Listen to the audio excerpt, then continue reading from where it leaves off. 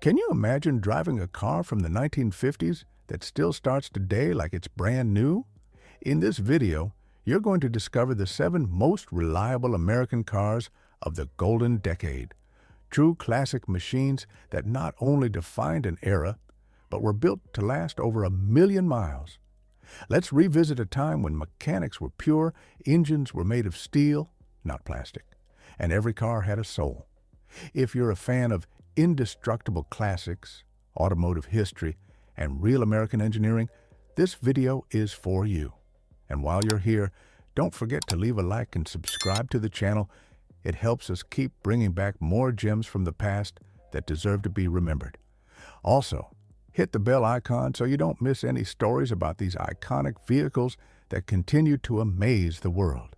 Get ready, because what you're about to see isn't just a list. It's a journey into the heart of cars that never let you down. Let's begin. 1955 to 1957, Chevrolet Bel Air.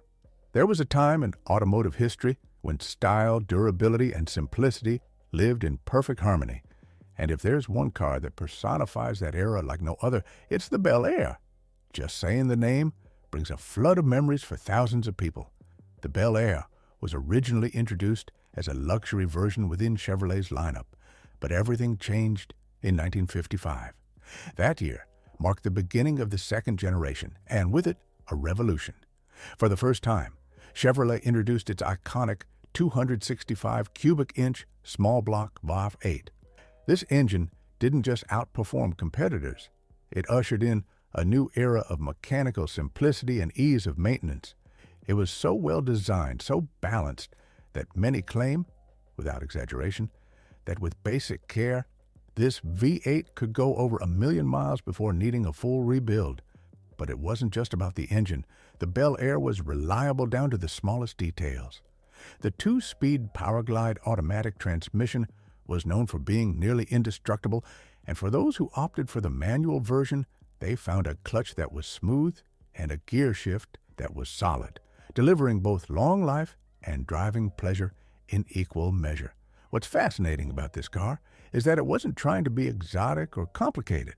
On the contrary, it was designed for everyday people, families, young dreamers, hard-working middle-class folks who wanted a good-looking, efficient, and long-lasting vehicle. And that's exactly what they got. Over the years, the Bel Air became a staple of the American landscape, but it never lost that touch of distinction. It was elegant without being pretentious, sturdy without being clunky. And when it comes to design, how could anyone forget those 1957 tail fins? That unmistakable profile with chrome lines that caught the light as if the car was always in motion, even while parked. It was a car that not only ran well, it made you feel special behind the wheel. Many of our viewers probably remember Sunday drives, first dates, or family road trips in a Bel Air. Those memories don't fade. If anything, they become even more vivid over time, like great songs or unforgettable scents. Here's a fun fact most people don't know. In 1957, Chevrolet introduced an optional fuel-injected version of the V8, an extremely rare feature for the time. Developed by Rochester, this system made the Bel Air one of the first mass-production cars in America to offer fuel injection. It was a bold step into the future, blending cutting-edge innovation with a platform already trusted for its reliability. 1955 to 1957, Ford Thunderbird. If the Chevrolet Bel Air represented the family strength of the American dream, the Thunderbird was, without a doubt, its more emotional, more personal, and bolder counterpart. But don't be fooled by its elegant appearance in Sunday photo car style. The Thunderbird was a true engineering masterpiece that hid, beneath its refined silhouette, a robust, easy-to-maintain mechanical heart, with a level of durability that still impresses even the most demanding collectors and enthusiasts today. Ford didn't design it to compete directly with muscle cars or family sedans. In fact, their intention was to offer something new, a personal luxury car, a concept that blended the sophistication of a European automobile with the reliable, no-fuss power of a true American machine. When it debuted at the Detroit Auto Show in 1954, the public didn't know if they were looking at a sports car, a sleek convertible, or a two-seater built for the open highway. And that ambiguity became part of its charm. What many don't know is that the first-generation Thunderbird was Ford's direct answer to the Chevrolet Corvette. But instead of creating a rival with a racing spirit, Ford bet on comfort, design, and dependability. The 1955 model came equipped with a 292 cubic inch Y-block 5V8 engine, delivering a solid 193 horsepower. It was a motor built to last, made with durable materials and designed to run at low RPMs, reducing wear and minimizing the risk of major breakdowns. Over the following years, the Thunderbird continued to evolve. In 1956, an external spare tire was added to the rear, the famous Continental Kit, which not only gave it a more distinguished look, but also freed up space in the trunk. But it was in 1957 that the T-Bird reached its peak in both style and engineering for that first generation. The engine could be upgraded to a 312 cubic inch V8, with options reaching up to 300 horsepower with supercharging. Despite this increase in power, reliability remained its most iconic trait. One of the secrets behind its longevity was how easy it was to maintain. Accessing the main components was simple, replacement parts were plentiful, and the mechanical design was so straightforward that many owners learned to do their own repairs. For decades, the Thunderbird earned a reputation as one of the easiest classic cars to restore and keep running, even after hundreds of thousands of miles. Here's a truly fascinating fact that few people know. In 1956, Ford itself sent a Thunderbird unit on a worldwide endurance tour to prove its reliability. It covered thousands of miles in extreme weather conditions, from scorching deserts to freezing cold, and the car responded with impressive mechanical grace. That event was key to cementing its image as much more than just a pretty face. It was a tough, brave, and well-built machine. 1951 to 1954, Hudson Hornet. When we talk about mechanical reliability in the 1950s, there's one name that resonates strongly among those who truly know the history of American automobiles: the Hudson Hornet. Between 1951 and 1954, this car not only dominated the roads with admirable toughness, but also left an indelible mark on the racing world, something very few vehicles in its class achieved at the time. The Hornet wasn't just tough, it was nearly indestructible. Its reputation didn't come from exaggerated ad campaigns or empty marketing promises. It came from the real world, mile after mile. Its secret lay in its revolutionary step-down chassis design, a structure that allowed the car's center of gravity to sit lower than any other contemporary sedan, improving handling and giving it astonishing stability both on the highway and on the track.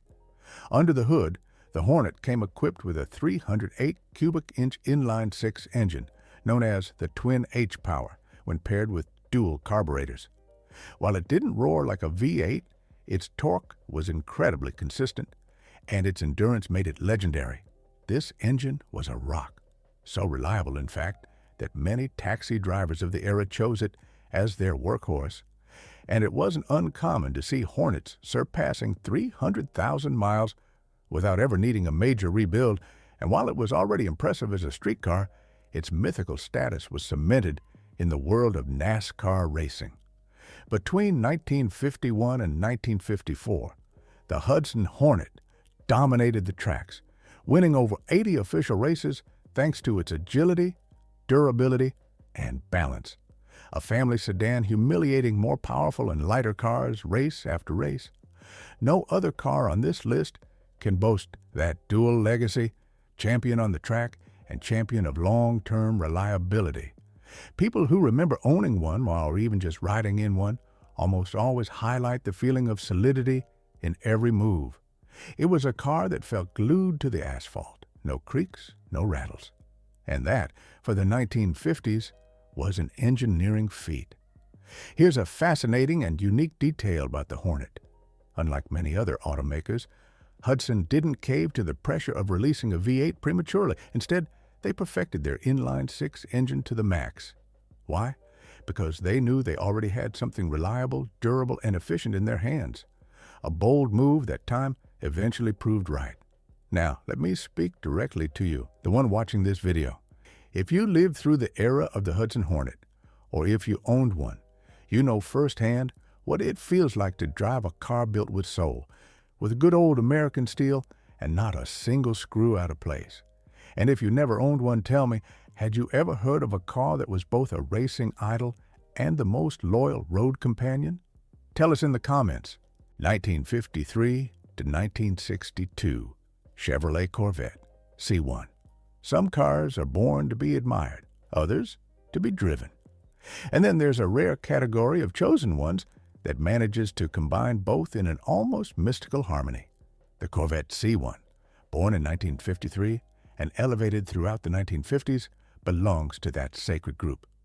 It's one of those cars that not only revolutionized the industry, but also left such a deep mark on popular culture that its name still stirs up an irresistible mix of respect, desire, and nostalgia.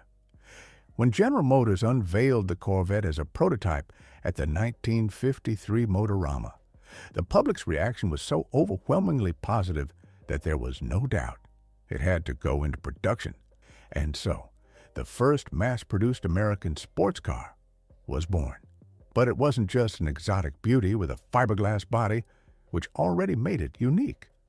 The most surprising thing about the Corvette was what it promised: a blend of innovative design, sporty spirit, and yes, mechanical reliability.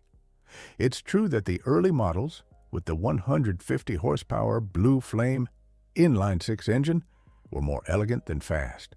But that changed radically in 1955 when the Corvette received the 265 cubic inch V8, the same engine that transformed the Bel Air.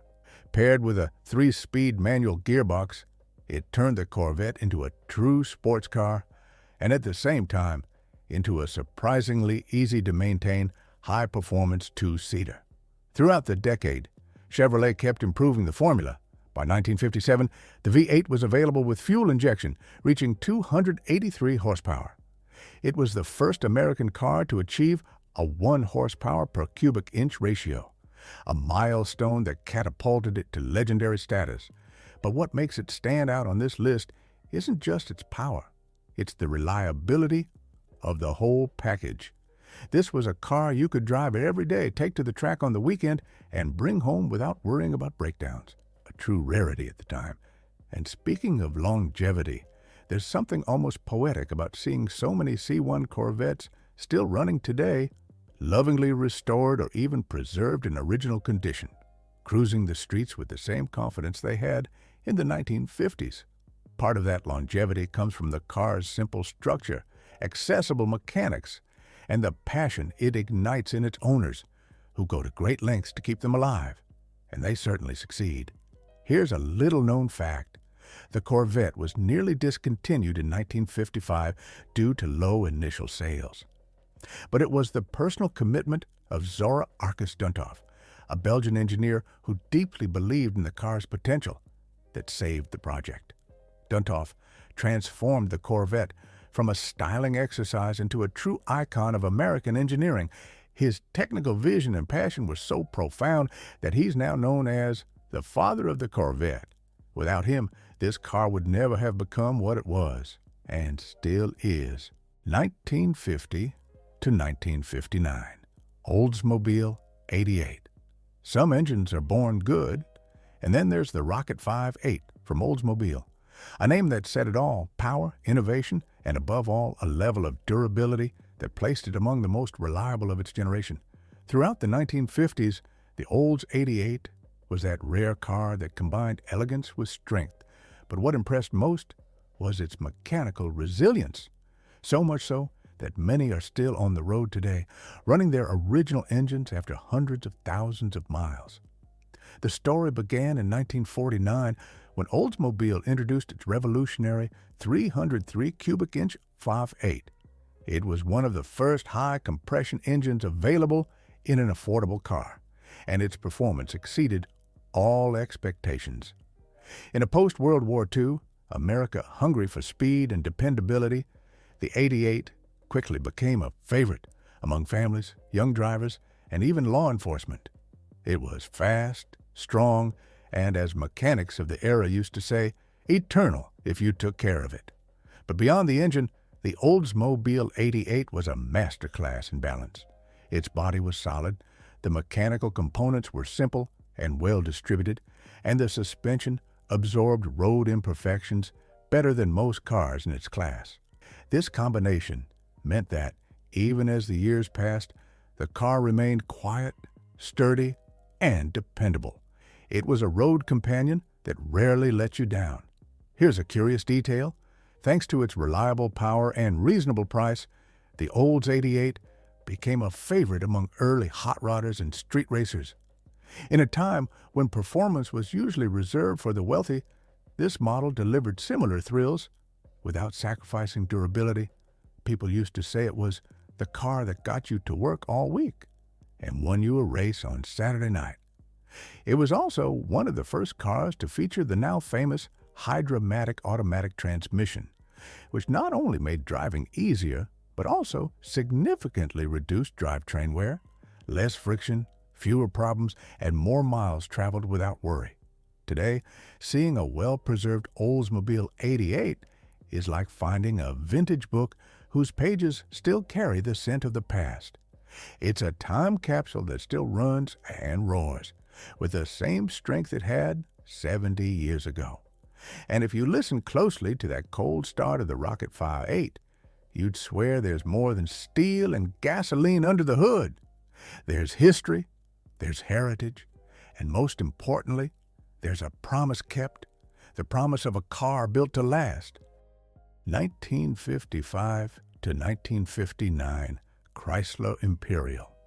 Among the American cars that defined the 1950s, few symbolize enduring luxury and reliable engineering as strongly as the Chrysler Imperial. From 1955 to 1959, this model wasn't just the flagship of the brand, it was also one of the most durable and well-built vehicles ever to roll off a Detroit assembly line. Designed to cruise long distances without flinching, the Imperial combined opulence with a mechanical heart that was as tough as it was surprisingly easy to maintain. When Chrysler officially separated the Imperial into its own division in 1955, it became a standalone luxury mark, created to compete directly with Cadillac and Lincoln. But beyond its premium status, what truly elevated it to legendary status was its engineering. The Remy 5.8 engine, first in 331, then 354, and finally 392 cubic inches, didn't just deliver impressive power, it offered smooth, refined performance that made the Imperial perfect for high-speed touring. Yes, it was a large car, but it never felt cumbersome. On the contrary, it felt like it was born to devour highways and keep going. One of its standout features was the durability of its drivetrain. The 3-speed torque flight automatic transmission was one of the most advanced and reliable gearboxes of the era. It paired seamlessly with the V8, reducing drivetrain stress and minimizing wear. Even today, original Imperial owners often report never having to rebuild their transmissions. With proper maintenance, the car didn't ask for much, just fuel and a bit of care.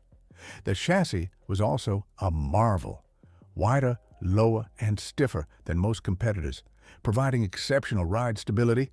Its electrical system, while complex for its time, has proven impressively reliable, with power windows, power seats, air conditioning, and even retractable headlights still working flawlessly in many restored units today. But beyond the specs, the Imperial had presence. It was a car that demanded respect. With sharp tail fins, a bold grille, and elegant proportions, everything about it said, someone important is arriving. It wasn't a car for just anyone. It was for those who wanted something that impressed at a glance and stayed with them for decades. So now I want to hear from you. Have you ever seen a Chrysler Imperial on the road? Did you own one, drive one, or know someone who did? Drop your story in the comments. We'd love to read it. 1950 to 1958, Studebaker Commander. To talk about Studebaker is to talk about a brand that, although no longer with us, left behind a legacy of solid engineering and bold design that burned itself into the memory of true automotive enthusiasts. Between 1950 and 1958, the Commander was one of the pillars of that heritage. A car that, without making much noise, earned a place of respect on American roads thanks to its mechanical reliability, robust structure, and such evident durability that it seemed to defy time itself. Unlike the giants of Detroit, Studebaker operated out of South Bend, Indiana, with an almost artisanal spirit. It didn't compete through volume, but through originality and quality. And for years, the Commander was the standard bearer of that philosophy. What's interesting is that it wasn't a luxury or high-performance car. It was rather an honest machine, well-built, designed to last. And in an era where many models focused on appearance, that made it a different and better option for those who valued engineering over marketing. The heart of the Commander was its reliable 232 cubic inch V8 engine, which later evolved into 259 and 289 cubic inch versions. These power plants were simple, tough, and produced excellent torque from low RPMs. Their compact design allowed for efficient cooling and straightforward maintenance, accessible filters, an easy-to-tune carburetor, and a clear layout that made repairs easy, even for owners with only basic mechanical skills. But what truly set the Commander apart was its chassis, a solid, low-slung, well-balanced structure that delivered a secure driving feel. The sound insulation was above average for its class, and its suspension, though simple, absorbed road imperfections with dignity. Many of these cars were used as work vehicles, taxis, and even police cruisers in some states, proof of their long-term dependability. One fascinating fact that few remember is that in 1953, the Commander's design came from the renowned industrial designer Raymond Loewy, who also worked with brands like Coca-Cola, Shell, and Lucky Strike. Its clean, aerodynamic, forward-thinking aesthetic not only won design awards, but also influenced the visual language of automotive design in the latter half of the 20th century. This was a car that didn't need flashy accessories to stand out.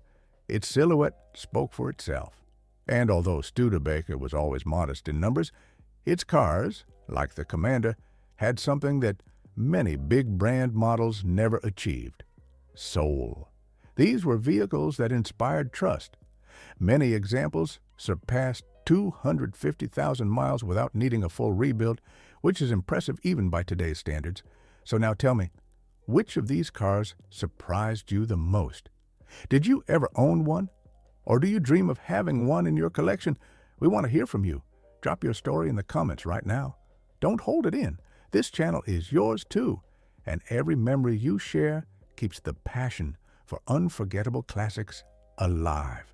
And if you loved learning about the most reliable ones, don't miss the other side of the coin. Click here and watch our video on the most problematic cars of the 1950s. You'll be surprised by the mechanical blunders that nearly destroyed major brands. Thanks for riding with us all the way to the end. See you on the next journey into the past, where engines were real and every car had a story to tell.